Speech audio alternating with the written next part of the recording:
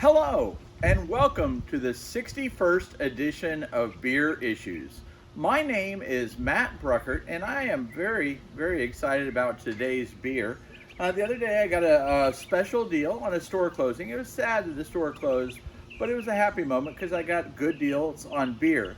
So today we're going to be having a great Christmas beer, the Delirium Noel, which is a true Belgian strong ale. So I'm very excited. I'm going to start working on opening this while we talk about it, okay?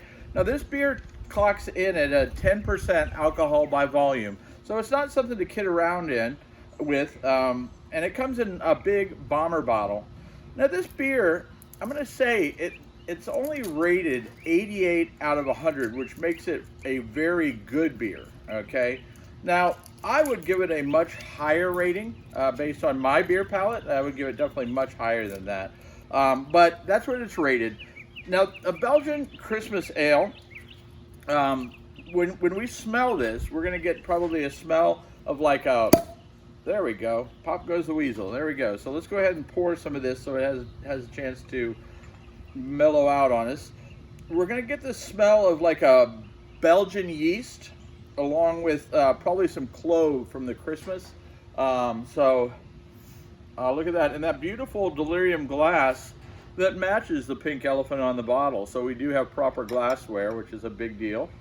So let's go ahead and smell this one. Yeah, so you get those smell of the Belgian yeast right up front, which makes a good Christmas beer, or a good Belgian beer, period. Is that good Belgian yeast that they use. It just makes a different complexity to the beer. And then you do get a little bit of the smell of the cloves. I didn't get a real strong. I get a little bit of the clove. I don't get a real strong smell of the clove, but I've had this beer many, many, many times, and I'll have it many, many, many more times because it's a great beer. Now, a lot of people have had the Delirium. The Delirium actually comes in 78 different. They make 78 different beers at this brewery in Belgium, but the ones that you would be that they've imported into the U.S., I think there's like maybe 5 of them. There's of course, the Noel, but then there's the Delirium Tremens, the Delirium Nocturnum, the Delirium Red, and the La Guillotine. They also make the La Guillotine, but great brewery. It's definitely on my bucket list to go to this brewery when I'm over there, and I will be over there because I'm very excited about doing a tour one day of the Belgian breweries, because to me there's no better beer than a good quality Belgian beer. So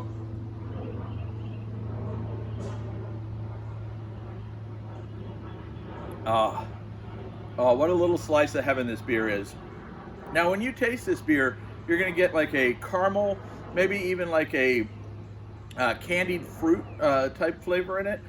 So it's a very smooth drinking beer for a 10% beer. So when you're drinking it, you don't really catch that it's a 10% alcohol, which is very deceiving and can get you in a lot of trouble if you drink too many of them. So when you're drinking this beer, just make sure you pace yourself so it's not a really long evening for you.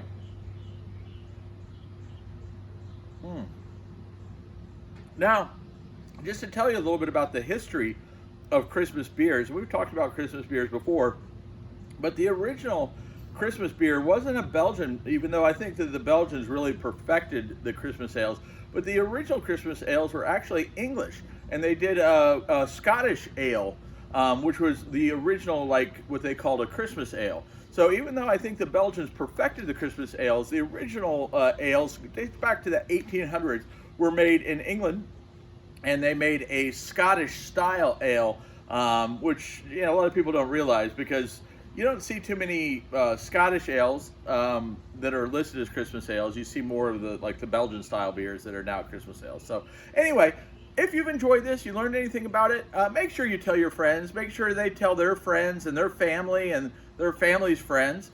And as my wife likes to say, I have beer issues.